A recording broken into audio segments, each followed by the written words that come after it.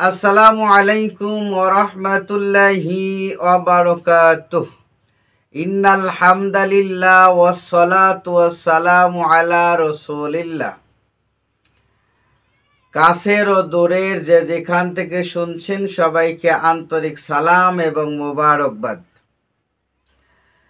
অনেক মসজিদে ইমাম সাহেব যাদেরকে আমরা ইমাম হিসেবে রাখি, অনেক ইমামকে পরীক্ষা নিরীক্ষা করে রাখা হয়, আবার অনেক ইমামকে পরীক্ষা নিরীক্ষা ছাড়াই রাখা হয়। কারণ আমাদের যদিও নামাজ পড়াবেন এমন ইচ্ছায় একজন ইমাম রাখি, মূলত আমরা ইমামকে ইমামের মর্যাদা সঠিকভাবে দিতে পারি না। যেই বেতন আমরা নির্ধারণ করি তাও মাস শেষে সে বেতনগুলাও দিতে পারি না। আবার 20 টাকা 30 টাকা বা 50 টাকা মাসে ইমামের বেতন, এইটা দিতে আমরা নারাজ। কিন্তু ইমামের কিরাত সহি আছে কিনা, ইমাম ঠিক মতো হাঁটে কিনা, ইমাম কথা ঠিক মতো বলে কিনা, ইমাম সালাম কালাম সহি করে দেয় কিনা, ইমাম টুপি কয় ঘন্টা মাথায় দেয়, ইমাম কয় ঘন্টা টুপি সারা থাকে, পাঞ্জাবি গায়ে দেয় কয় ঘন্টা, ইমামের বউ কি করে, পুতে কি করে, 14 গোষ্ঠী কি করে, আবার 2 মিনিট 1 মিনিট পরে আসে কিনা, যদি পরে আসে কেন আসলো কৈফিয়ত নিতে হবে। মানে যত কিছু দোষ এই ইমাম সাহেবের খোঁজি। বেতন 30 টাকা। এই 30 টাকা বা 50 টাকা বেতন, এত কিছু করার পরেও একজন 50 টাকা দিলেও পুরো মহল্লা থেকে টাকা উঠলে কিন্তু অনেক টাকা হয়। এই সব টাকার মধ্য থেকে ধার্য করা হয় 3000 টাকা বা 5000 টাকা বা 7000 টাকা। এই 5000 বা 7000 বা 3000 এই বেতনে ইমাম চলে। এরপরে ইমামের পাঞ্জাবি লম্বা আছে কিনা, টুপিটা ঠিকঠাক আছে কিনা, এগুলো আবার তালাশ করে। পাগড়িটা ঠিক মতো বাঁধা আছে কিনা, হ্যাঁ, এগুলোও তালাশ করে বেড়াবে।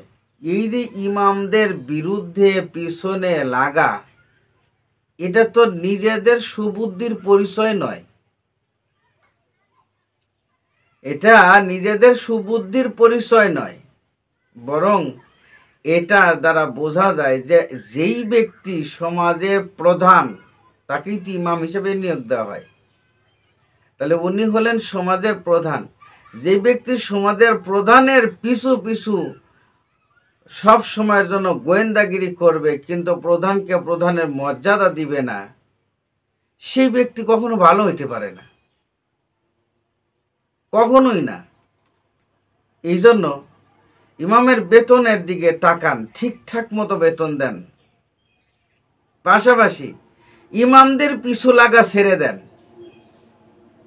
আত্মসমালোচনা করেন। প্রত্যেকটা ইমাম যথাসাধ্য চেষ্টা করে মানুষকে সঠিকভাবে ইবাদত বন্দিগিতে আনার জন্য, দিনের পথে আনার জন্য। এবং নামাজ যখন পড়ান প্রত্যেকেই সঠিকভাবে নামাজ পড়ানোর জন্য চেষ্টা করেন। হ্যাঁ, কারণবশত জানা অজানা অনেক কিছু থাকতে পারে। একজন ব্যক্তি সব জানে না, ভুল তো হতেই পারে। এক্ষেত্রে আপনার কি সমস্যা? যদি ইমাম সাহেব সঠিক না পড়ায়, ভুলও পড়ায়, আপনি মুসল্লি, আপনি তো ভুল ধরতেই জানেন না, তাহলে এক্ষেত্রে আপনার কি হবে? যারা ধরতে জানে তারা তো ধরে দিবে, কিন্তু যারা ধরতেই জানে না, মানে তারা তো কিছুই জানে না। ইমাম যা জানে মুসল্লি তার কিছুই জানে না। সেক্ষেত্রে মাসালা কি হবে? স্বয়ং রসুলের মাসালা আমরা শুনবো। আন আবি হুরায়রা রাদিয়াল্লাহু তাআলা আনহু ক্বালা, হযরত আবু হুরায়রা রাদিয়াল্লাহু তাআলা আনহু থেকে বর্ণিত, তিনি বলেন, ক্বালা রাসূলুল্লাহ সাল্লাল্লাহু আলাইহি ওয়াসাল্লাম, রাসূলুল্লাহ সাল্লাল্লাহু আলাইহি ওয়াসাল্লাম ইরশাদ করেন, ইউসাল্লুনা লাকুম ফাইন আসাবু ফালাকুম, যদি তোমাদের মধ্যে কেউ নামাজ পড়ায় সেজন্য সহি সুন্দর করে যথাযথভাবে ঠিকঠাক মতো নামাজ পড়ায়, তাহলে এতে তোমাদেরও লাভ হবে। অর্থাৎ মুসল্লি যারা, তাদের প্রত্যেকেরই লাভ হবে, ইমামেরও লাভ হবে, মুসল্লিদেরও লাভ হবে। এরপরে রসুল বলেন, ওয়াইন আখতাউ ফালাকুম ওয়া আলাইহিম, আর যদি যে নামাজ পড়াচ্ছে সে যদি ভুল পড়ায়, ঠিকঠাক মতো না পড়ায়, তাহলে ক্ষেত্রেও তোমাদের কোনো ক্ষতি হবে না। মানে যারা মুসল্লি আছে মুসল্লিদের কোনো ক্ষতি হবে না, বরং এর দায়িত্ব সম্পূর্ণ ইমামের উপরে বর্তাবে। ক্ষতি হবে ইমামের, মুসল্লিদের কোনো ক্ষতি হবে না।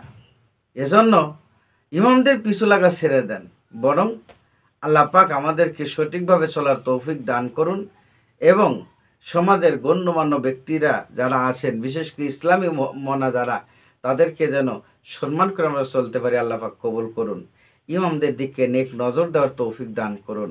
আমিন। ও আখির দাওয়ানা আনিল হামদুলিল্লাহি রাব্বিল আলামিন। আসসালামু আলাইকুম ওয়া রাহমাতুল্লাহি ওয়া বারাকাতুহু।